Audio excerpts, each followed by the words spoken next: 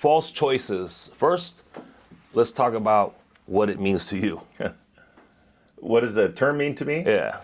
It means to me that people are always forced to take a extreme position on issues one way or the other. So it is driving us down a binary choice for a broad array of issues.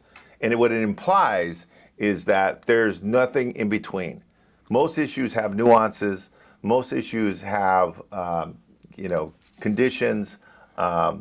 There's gray areas. It's not all black or all white, and you don't always have to pick a side, essentially. Well, you're saying that, but is that sometimes on the left or the right or in society, they have to do a better job of updating or rebranding their views? Well, I think that's part of the problem. I think the way certain issues are presented, such as the issue of diversity in general, I've blogged about that as well, right? I think that most people don't have a positive view of diversity initiatives because it's presented as a compliance issue. It's presented as something that's being imposed upon them. If you don't support it, you must be racist and that sort of thing. And who loves that? Nobody loves compliance, right? Diversity should be presented in a better sense. Opportunity. There's growth opportunity here.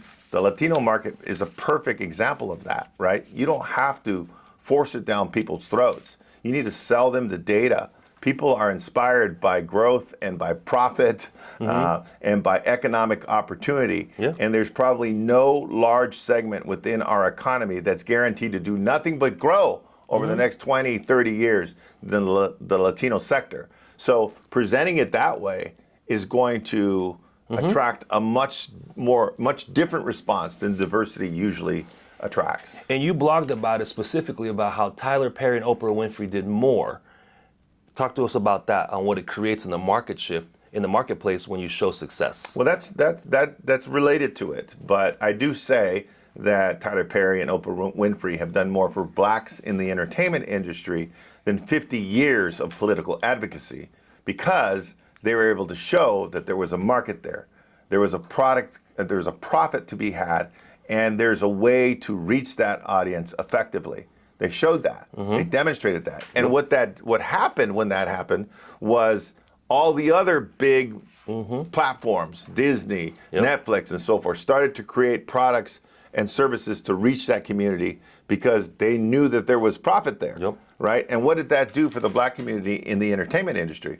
More of them got employed, more of them got hired in senior ranks, more stars, more projects, and so forth. It showed the growth and opportunity.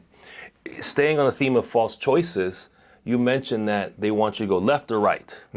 And you say most people are in the center. Yeah, we just don't hear from them, right? Why don't the media doesn't cover, opinions that are in the center. They cover the extreme opinions of the left and the extreme opinions of the right, when most of us are somewhere in the middle. I wrote about affirmative action, as you know, and I characterized that as a false choice because people were presenting it as a false choice or presenting it falsely. They were saying, well, I support the Supreme Court because blacks and Hispanics shouldn't be admitted to Harvard if they're not qualified. But that was never happening. Yeah. It was never happening. It wasn't qualifying blacks and Hispanics who did not have the academic credentials to succeed at Harvard. The pool of people that could be successful at Harvard is much larger than the number of people that they can actually admit. So probably there's 100,000 students who could successfully do the work at Harvard. They only have the ability to admit maybe 5,000 a year, right? So they have to use other criteria. They look at, what else do you do? Are you a great athlete? Are you a great musician? Did you appear on Broadway? Did you write something that was published in the New York Times? So they look at other attributes. Did your parents graduate from? Well, that's another thing. That's an issue that I actually have a problem with. It's okay for them to consider whether or not your parents graduated from Harvard as a differentiator between others. A lot right? of my Latino friends' families didn't graduate from Harvard. And let me tell you, if there's any people who are not qualified to be at Harvard that are there, and there aren't many, I guarantee you more of them are legacies.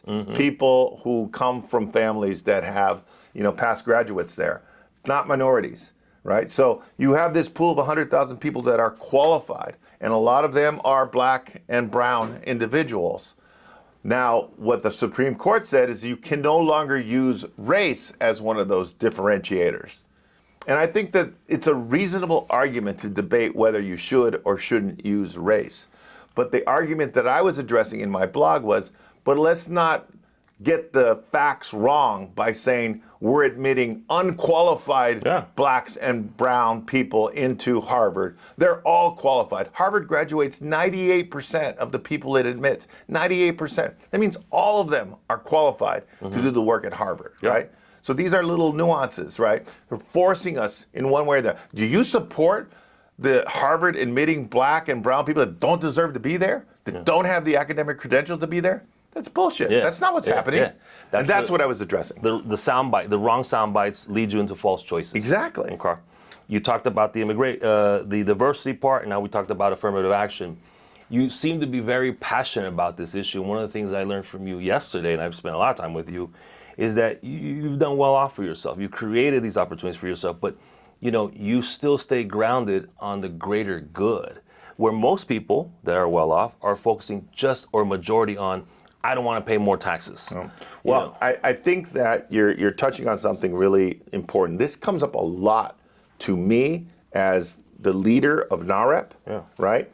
Because our membership is made up of sales professionals, entrepreneurs, small business owners, and we train those people to be resilient. I just did an interview with Barbara Corcoran, and we talked about what differentiates successful agents and entrepreneurs from folks that aren't successful typically. And it's all about work ethic, and it's all about resilience and overcoming obstacles and that sort of thing, right? So we teach that. But at the same time, my responsibility as the head of NAHREP and our responsibility as members of the organization is to try to create an environment where there aren't unnecessary barriers to be able to succeed, right? When I focus on those, the people think that, why are you telling people that the rules are not fair and that we need to make these changes? You should just be telling people they need to work harder, they need to ignore the obstacles, they need to fight. You can do both. That's my point.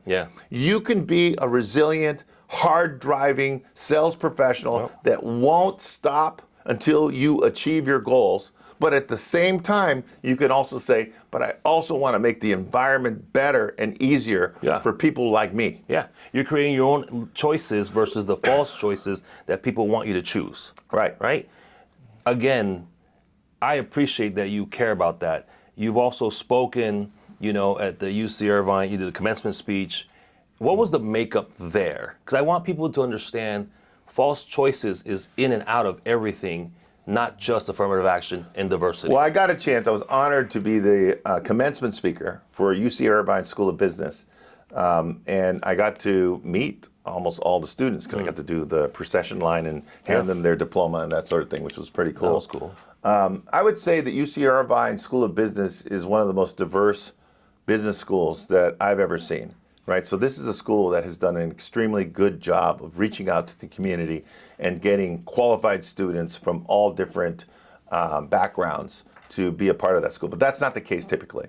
Most business schools throughout the country are largely white, predominantly white, and predominantly Asian, right? You said that with a little conviction. I got no issues with that, right? Those people deserve every opportunity that's available to them.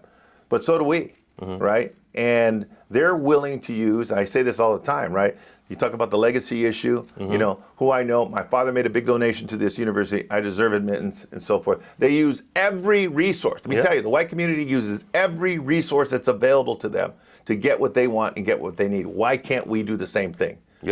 Right? So I've had people, who are like, I don't want to use my Latino sort of ism to get me admission to this school. Because then it's about equality and lack of representation. Let me tell you, like yesterday, the gringos use everything that's disposable. Their dad, his relationships with the chancellor, the donations they make, the legacy opportunities they have, they take advantage of all of it. We need to take advantage of everything that's available to us. No, I like that. False choices, you talk a little bit about Well, let me stay on that theme for one more minute, Yeah. right? So, I mean, I don't want to point anything out in particular, and I'm not trying to Do single it. anybody out. Do it. But it's so funny, right? 10, 12 years ago, as you know, the market was in absolute disarray. Yeah. Right? It was the foreclosure market. 6 million people lost their homes. Nobody was selling their home organically. Almost all the transactions were REOs or short sales. And the only people who survived, when I say people, I mean real estate professionals that survived, were those that had corporate accounts, that had listing accounts for REO properties, who had BPO accounts, and who were doing short sales. Those are the only people that survived during that period of time. Historically, 95% of the brokers that got that business were white. So we at New Vista Asset Management went to a lot of the same servicers and said, most of the foreclosures are in minority communities. You need to list more of those properties. So you provided a solution to the problem. I provided You didn't a solution to the boycott. problem. You didn't boycott But and yell. here's what I'm saying, right? This is a self-perpetuating problem. The servicers wanted experienced brokers selling their properties. And when I say experience, I mean experience selling REO properties. Well, how do you become an REO broker if you need experience to become an REO broker, right? That is a cycle that has kept many of us out of a lot of the more, fruitful opportunities that are out there in business. And we said, look, the only way we're going to break this cycle is by giving people a chance who haven't been given a chance in the past, right?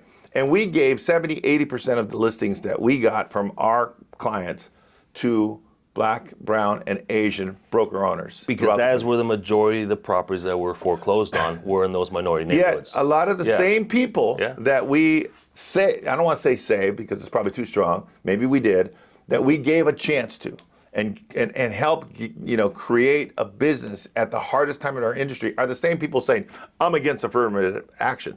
Yeah. They participated in it by being a broker for New Vista. Yeah. And yet they say, oh, I don't believe in those sorts of things, right? This is where ideology clouds our judgment. Yeah. Right? Ideology what are you clouds talking judgment. about, right? You yourself were a beneficiary of this, right? The reason you have a business today is because somebody was out there fighting for you. Or survived. So again, these shouldn't be labeled as, left or right policies, right? This is just about fairness. This is about creating a level playing field. That is what NAHREP's all about. That's what Latitude's all about. Latitude Ventures is all about. It's about leveling the playing field and giving opportunity to qualified people. And by the way, the large majority of those diverse brokers that we gave those assets to did a phenomenal job. This whole notion that you had to have all this experience was all bullshit. Right? It was just a way for people to keep giving listings to their friends and the people they know. Leveling the playing field, you offered a solution by identifying the problem. It wasn't just complaining. I think false choices puts us in a situation where you're going to complain because you don't have conversations. You want to yell at each other about your views. You lean left or right. Remember what you said about false choices in the political views. Right. Talk a little bit about that. It's not mutually, Let's think about this. I mean, if you watch the media and you listen to pundits, right, you would think that, there's nobody in the middle. That it's impossible for you to support pro-growth business policies and at the same time also support reasonable gun control. Like you can't do both, right? If you support what would be traditionally conservative viewpoints from an economic standpoint, policies, then you have to support everything that conservatives support. You have to be pro-gun. Everybody should have a machine gun. You have to be, anti-abortion across the board. Should be illegal. You have to support all the things that the platform of that particular party represents, right? I don't think that that's true. Right? I support very, I think typically historically conservative positions from an economic policy standpoint. I believe I'm a capitalist. I'm proud to say that. I'm a capitalist. I believe in capitalistic policies for the most part. But I also believe that everybody should have access to health care. everybody should have access to quality education, not just wealthy people, right? Those are considered socialistic policies by most people. Okay, fine. You want to label me with that? That's fine.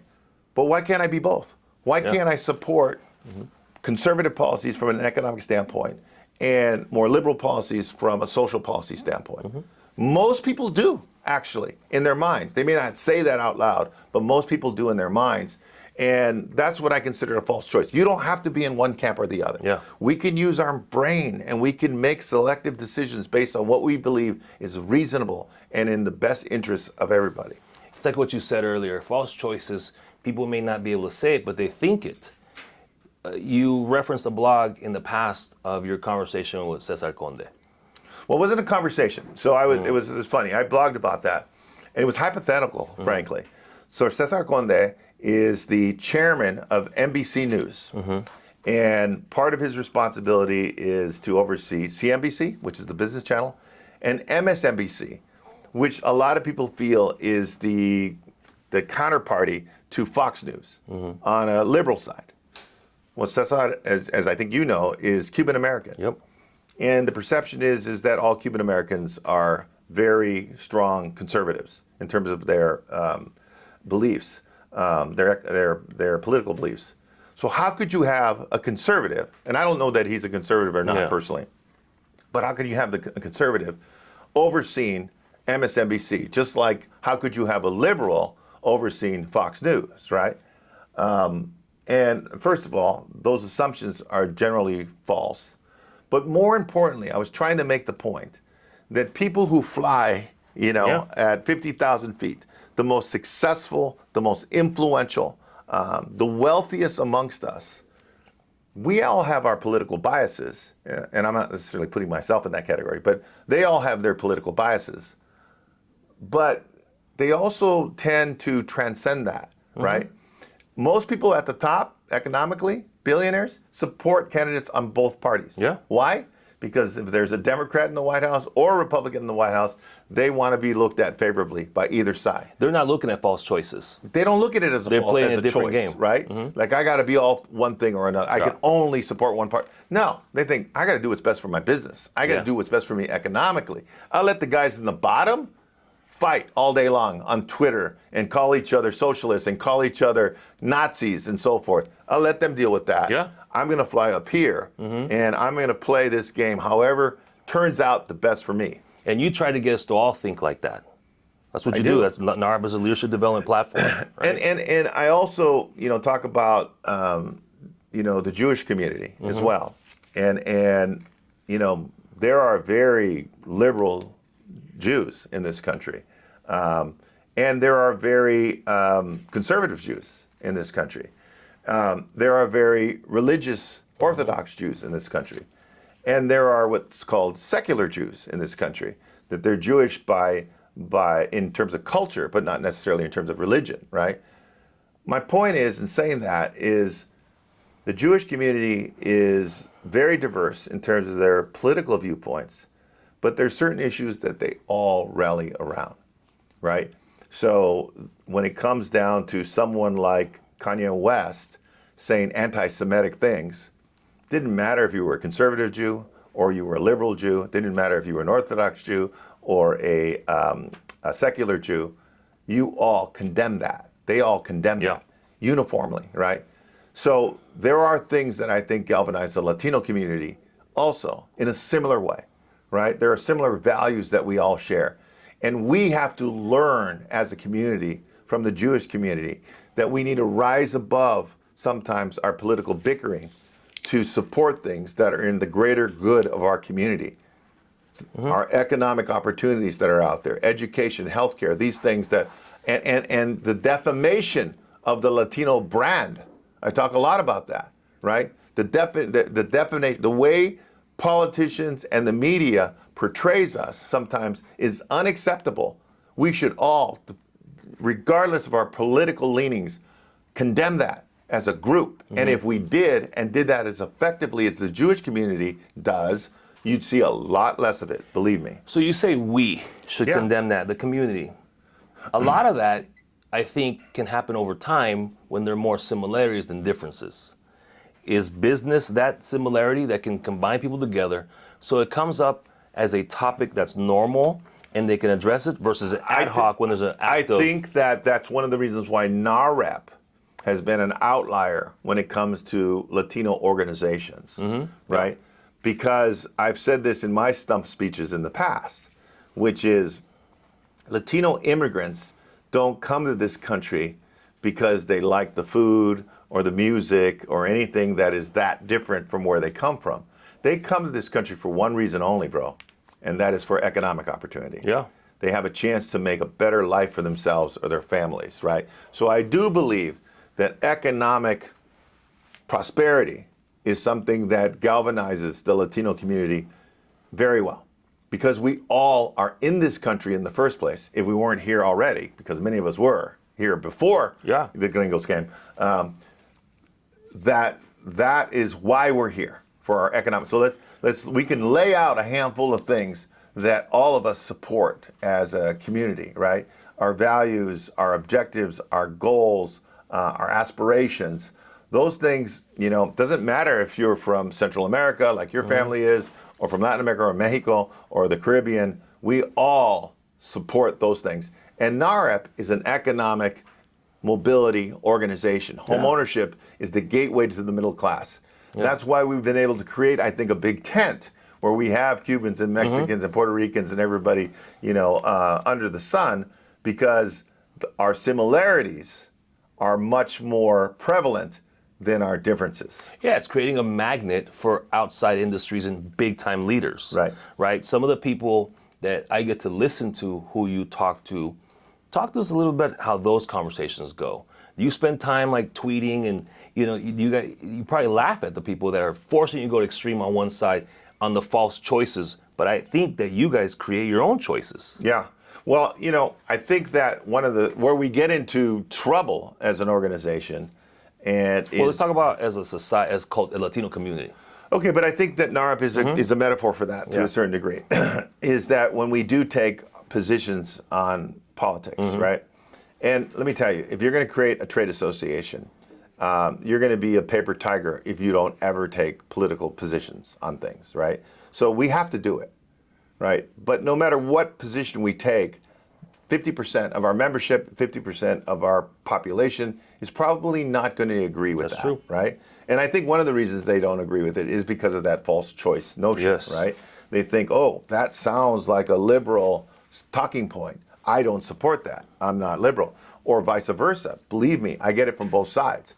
I make a statement out there, a political statement, and I get feedback from the other side saying that sounds like you don't care about your gente, right? I get that a lot, right? Because I won't start a boycott towards Ron DeSantis in Florida. I don't care about the gente, right? I mean, that's just what I have to deal with. Or Goya. Well, the Goya food thing was an interesting one, right? I did blog about that, and a lot of people just kind of misread my blog. Or didn't read it. They just look at the picture. Most likely. But false choices. If you remember, the CEO of Goya spoke at the lawn of the White House, and it was, I think, during Hispanic Heritage Month, and he spoke in a very affectionate way about President Trump. And a lot of Latinos took offense to that. And there was this call for boycott of Goya. Lynn Miranda, AOC, boycott. Exactly. They all said, let's boycott Goya foods. And I wrote a blog where I said, look, freedom of speech goes both ways. This gentleman, the CEO of Goya, had every right to say what he said. Conversely, the people who are calling for boycotts also are expressing their form of free speech. And as the CEO of a company, he had to realize that his statements would have consequences. And so you have to be, maybe he was okay with that. I don't know. I don't know the man. But I was just making that point. And in the end, I basically didn't dodge the question of whether or not I supported the boycott or not. I said that I did not support a boycott. And my rationale for that was not that I supported what he said, because I actually didn't, but because I thought a boycott would just be us hurting ourselves and our own community. Who works at Goya? 90% of them are Latinos, Yeah. right? Uh-huh. Who's going to pay the price if there was a successful boycott, Yeah. which there wasn't? Our tias and our tios. Exactly, right? So it's like, here comes Latinos just, coming down on Latinos. That I hate that. Those are the false choices. Exactly. Got it. Again, you've taught us to identify what a false choice is.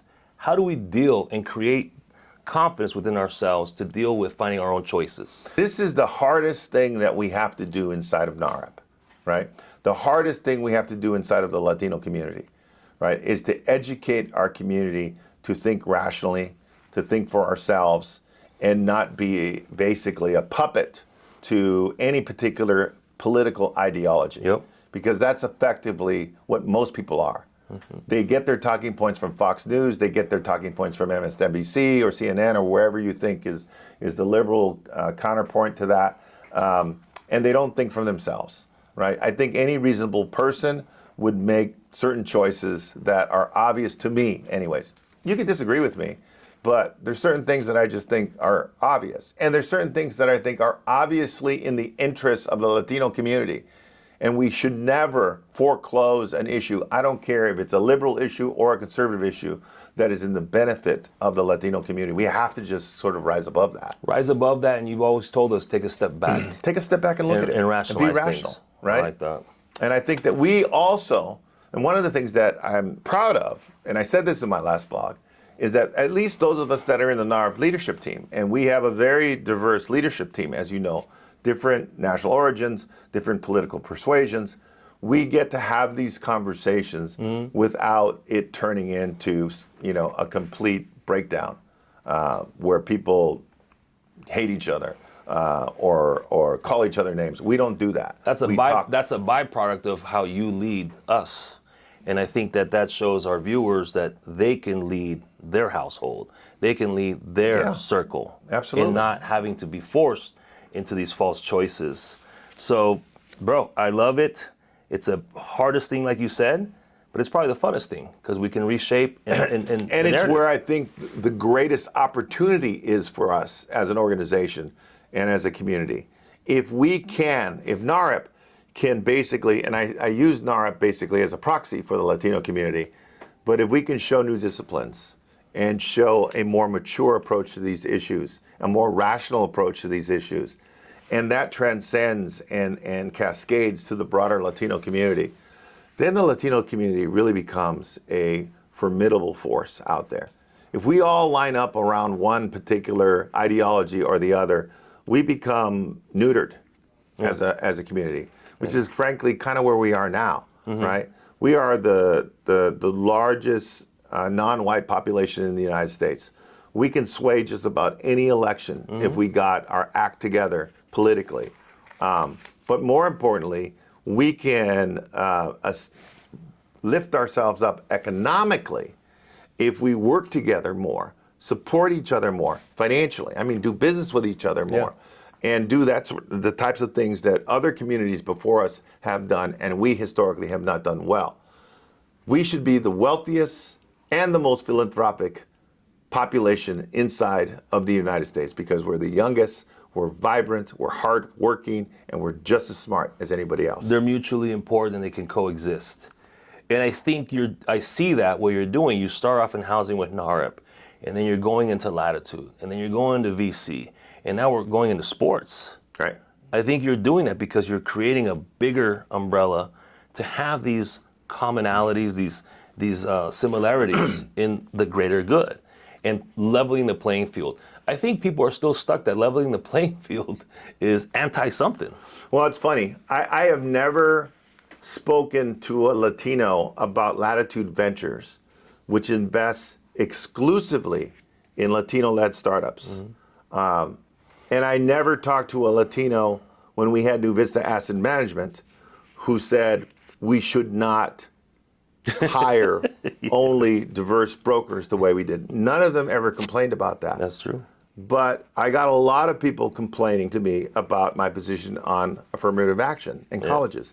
And it's the exact same thing. Yes, it's just a different name. It's the exact same thing. It's a different name. And it's just, again, if you think about it, you're just being you're conflict. You have conflict within yourself. Within those false choices on each topic. That's right. That's right.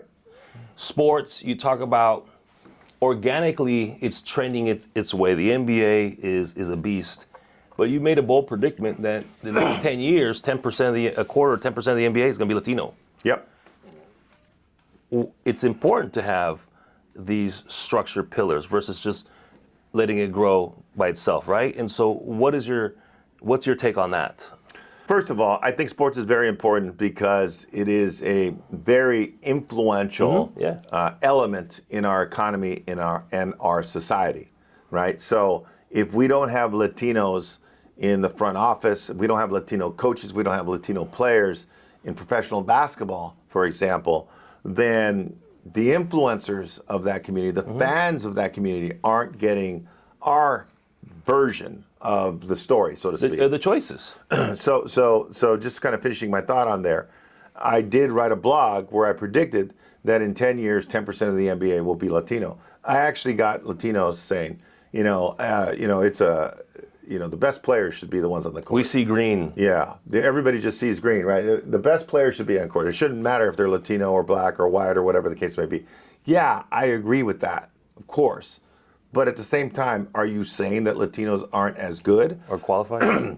We know that the barriers that have prevented more Latinos from participating in the NBA are artificial barriers that can be solved. Issues such as the coaching apparatus for Latinos in Latin America and here in the States has never been as good. Yeah. The competition that they play against isn't as good. So therefore, the development of those athletes hasn't been as good.